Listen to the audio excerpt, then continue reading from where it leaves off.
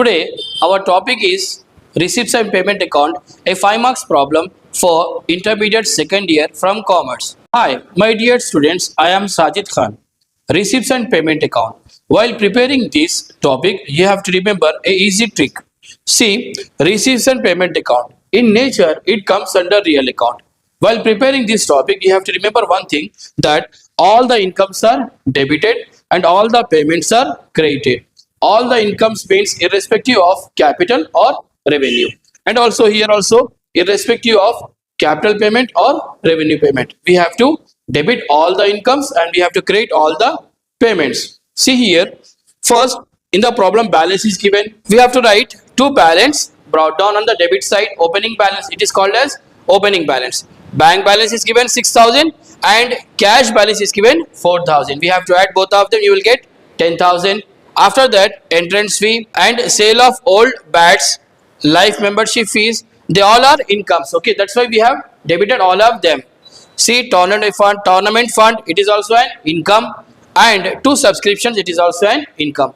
Now we have debited all the receipts, all the incomes, and now payments. See here, by salaries, it is an expense, rent paid expense, furniture purchased expense, cricket bats and balls expense, electricity charges expense, postage expense, wages expense, stationery expense, tournament expenses also expense. See here, now we have posted all the transactions. We have debited all the incomes and we have credited all the payments. Okay, after that, after posting all the transactions in the account, we have to take out the difference amount. We have to find out the answer. See here, the debit balance is given 51,200 and credit balance is given 45,500. Debit balance is from 10,000 to here 20,000. The total value is 51,200 and the credit balance from here till here. See, the total balance is 45,500. Now the difference amount is 5,700.